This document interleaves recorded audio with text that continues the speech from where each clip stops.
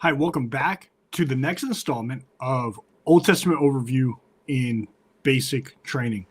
Today, we are going to look at the book of Ruth. Now, I would encourage you, if you haven't already done so, pick up this book right here called Introducing the Old Testament by Tremper Longman. Read the chapter that coincides with our study today. Read the book of Ruth. It shouldn't take you that long. It's only 4 chapters.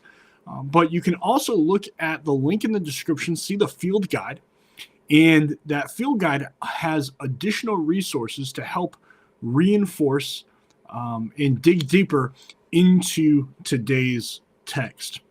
So the book of Ruth is set in the time period of the Judges, which you should have just watched that video.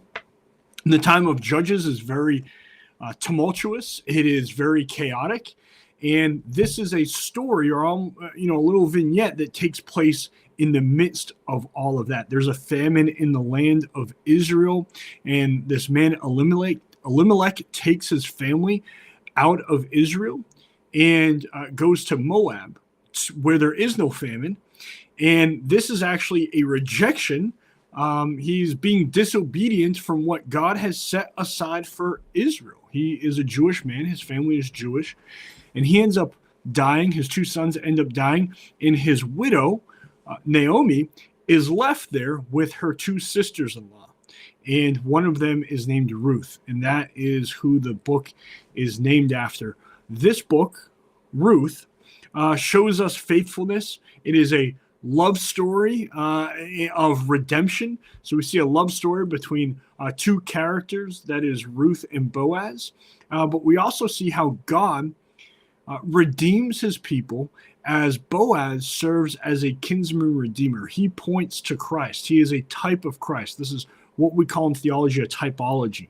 He is a type of Christ. He redeems someone just as Christ redeems his people. The book of Ruth tells a story of this Moabite woman who, through her loyalty, that is Ruth, and faithfulness to her mother-in-law, Naomi, becomes a pivotal figure in the genealogy of David and ultimately of Jesus Christ. So Jesus is from the line of David. Naomi and her daughter-in-law, or I said sisters-in-law earlier, I'm sorry, daughter-in-law, Ruth, are in the line of Jesus. They're in the line of David. In fact, Ruth is the great-grandmother of David. This book serves as a reminder of the importance of loyalty and love and faith in our relationships and in God's redemptive plan for humanity. It encourages us to reflect on how their faithfulness in small everyday situations can lead to significant impacts in God's kingdom. Ruth teaches about the significance of covenant relationships, the power of kindness, and God's providence in our lives. It also highlights how ordinary acts of integrity can lead to extraordinary outcomes in God's plan. This passage points us to Christ in that her faithfulness, Ruth's faithfulness, leads to her becoming the great-grandmother of David, thus placing her in the line of Christ, or the lineage of Christ, the genealogy of Jesus. It exemplifies God's inclusive grace and redemptive work through unexpected people and situations. Ruth should not have been accepted into the nation of Israel. She was a Moabitess. She was a Moabite woman. Moabite women were not perceived in a positive sense by Jews, by Israel. In fact, they were viewed very skeptically or suspiciously. So that she was taken in by Boaz is a magnificent countercultural decision by Boaz. But he recognized that it was incumbent upon him. It was his responsibility because he was a kinsman redeemer, meaning he was related to Elimelech, the man who started off the story by leaving Israel.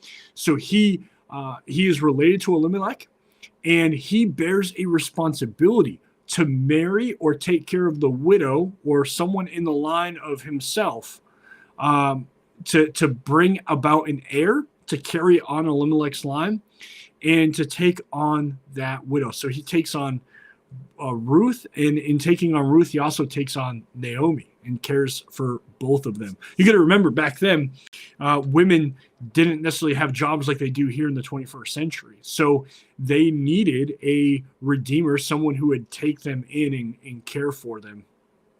So we can see here how faithfulness in our relationship not only honors God, but can also play a vital role in his grand narrative of redemption. So just as Boaz was faithful to the relationship he had through Elimelech to Ruth, that this reflected God's redemptive plan and narrative found throughout Scripture, that he redeems his people, even the most unlikely people.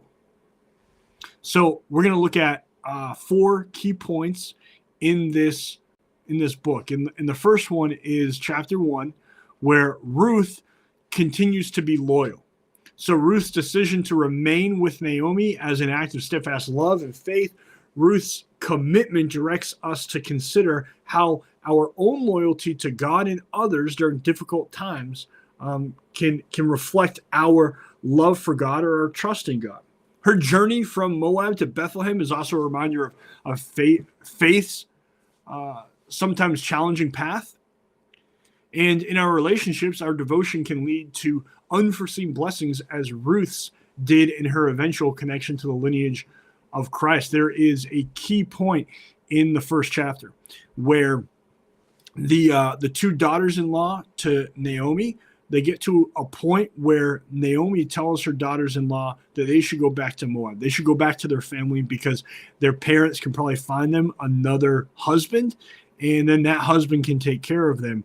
But Ruth, reiterates that she has made a covenant to her mother-in-law's family, to her husband, and that just because her husband is dead does not nullify that covenant that she has with her mother-in-law. So she takes it upon herself to be loyal to her mother-in-law, Naomi, to be with her, to help take care of her, and they go into Bethlehem together. And then in chapter 2, we see God's providence in the midst of the field. So we are alerted to the fact in Ruth chapter 2 that Boaz is a kinsman redeemer.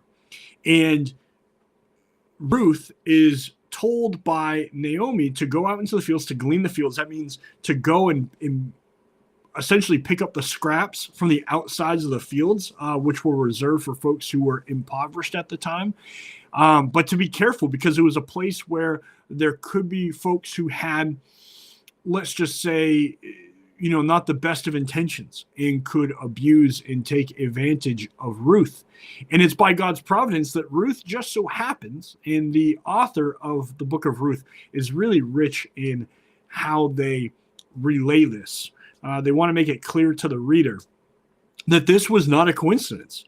This was not a happy accident. This was God's providence that brought Ruth into Boaz's field, the kinsman redeemer. So Ruth gleaning in Boaz's field highlights this providence and favor upon those who live with integrity and kindness. It sets an example of diligently working with what little we have and trusting in God's provision.